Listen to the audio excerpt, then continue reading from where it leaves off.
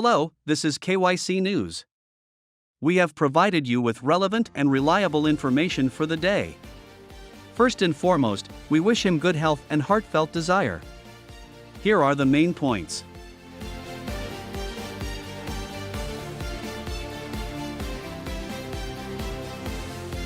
The poison, stop. Toxic heavy metals are present in Esmeralda Lerrota's body.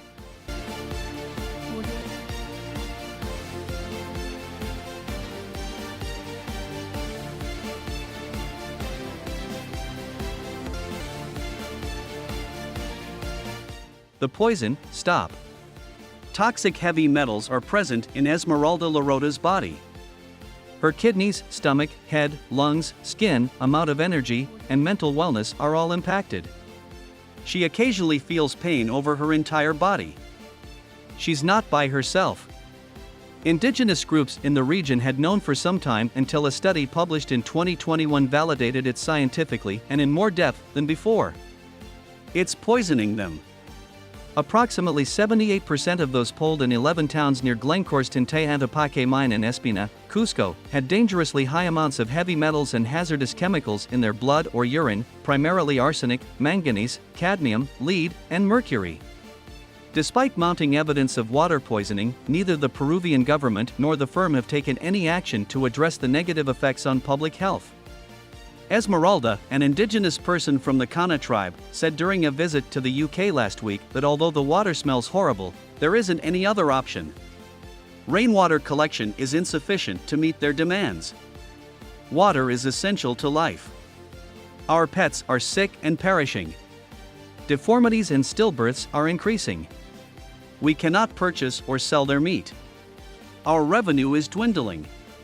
She pulled up a photo of deformed lambs and potatoes on her phone and presented it to me. In our neighborhoods, there is a lot of sadness, she said. We cherish the land, also known as Pachamama or Mother Earth, which provides us with food and a means of subsistence. However, pollution has been more visible during the past 10 years. We are gradually becoming sicker and sicker. Cancer has claimed the lives of many people. But nobody is taking any action.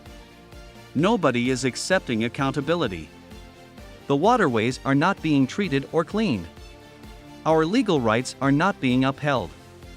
From its vast Tintay Antapaque Coracoeo mining complex, Glencore mostly extracts copper and gold.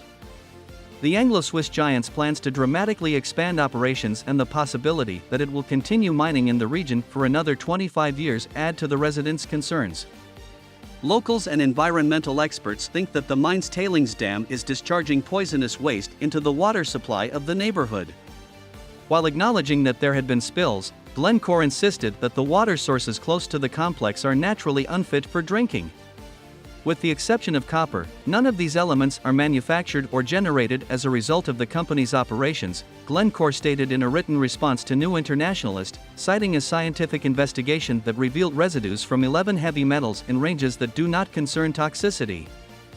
It further stated that relevant Peruvian authorities have been leading thorough participatory monitoring of our operations and the surrounding environment. Locals in Espina accepted and even embraced mining when it first arrived there some 40 years ago, according to Karam Luque, a biologist with Human Rights Without Borders (DHSF), a group located in Cusco, who accompanied Esmeralda on her trip to the EU and the UK.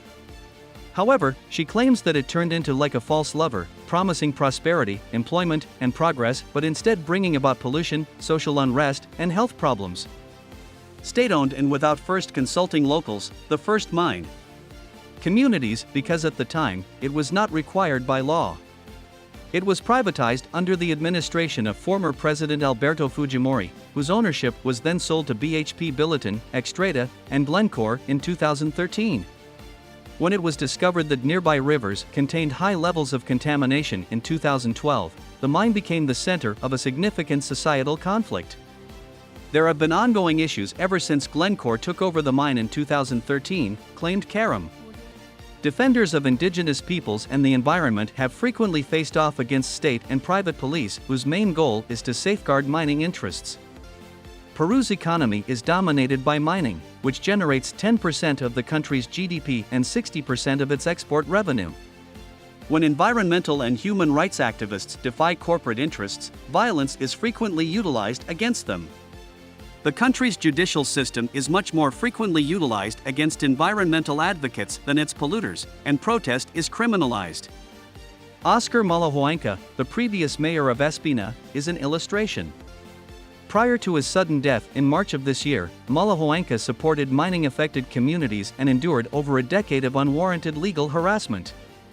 Glencore claims that by financing a project to modernize the current potable water treatment plant and increase water catchment structures in 2023, it is responding to the local population's need for enhanced drinking water and sanitation services. As part of a larger campaign supported by more than 100 international and Peruvian NGOs, Esmeralda and Karam were in Europe and the UK. They are requesting that the UK, EU, and other countries enact stringent regulations to stop businesses like Glencore from contributing to and harming the environment and human rights through their global activities and supply chains. Meetings with UK lawmakers and the local authority pension fund forum were among the events they attended during their tour's stop in the United Kingdom, which was organized by the Peru Support Group and the Catholic International Development Charity, CAFID. The campaigners emphasize that they are not advocating the end of all mining. Esmeralda declared, "We are neither against mining or against progress. We want the businesses to be accountable. We have a right to live in a safe and just environment." In the EU, new due diligence laws are already being established. It's time for the UK to take action, according to Louise Eldridge of CAFID. A new Business, Human Rights, and Environment Act is being demanded in the UK by the Peru Support Group, CAFID, and 30 other NGOs and labor unions.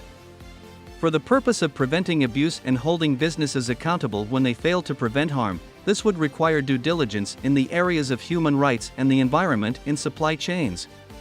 The UK's 2010 Bribery Act served as the blueprint for this legislation. It was used in 2 recent trials involving Glencore, which admitted guilt in a UK court to engaging in bribery in 5 African nations. This comes after the corporation received a record $1.1 billion fine from a US court for engaging in bribery, corruption, and price fixing in 7 other nations, as well as a second conviction from a Brazilian court. For bribery and corruption, Glencore anticipates paying fines totaling $1.5 billion, and other charges are pending. Using the precautionary principle, charges against multinational corporations that fail to stop abuse and injury as a result of their operations in nations like Peru could be taken before European or UK courts.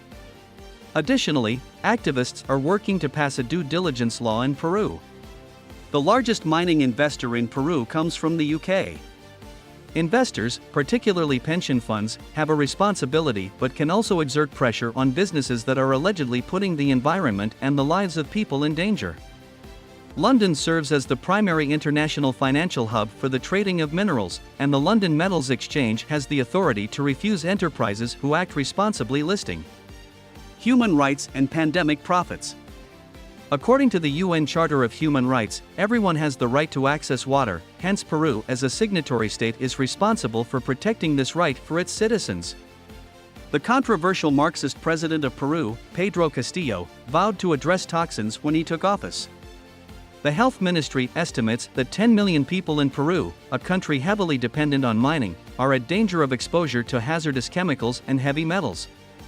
However, Castillo's administration has been marred by internal unrest and right-wing efforts to remove him, and a number of promises have been broken. Espina's situation is representative. According to Ana Reyes Hurt of the Peru Support Group, despite years of social unrest and dangerous poisoning of local water sources, documented and denounced many times, neither the Peruvian state nor Glencore have offered solution or restitution. The rate of contamination is increasing, adopting legislation will take time, and it's unclear how effective efforts to hold firms accountable will be. However, due diligence measures serve as a caution to any multinational that thinks it can function freely in the global south. While lives and livelihoods came to a grinding halt and the people of Peru saw the highest per capita death rate from COVID-19 of any nation in the world, mining proceeded and the price of minerals on the global market skyrocketed. Currently, Glencore is achieving record earnings. Its revenues from sales of metals, minerals, and agricultural products will top $3 billion for the first half of this year. Perhaps Karam should have the final say, asking, why should Esmeralda have to drink poisoned water so that her neighbor can profit?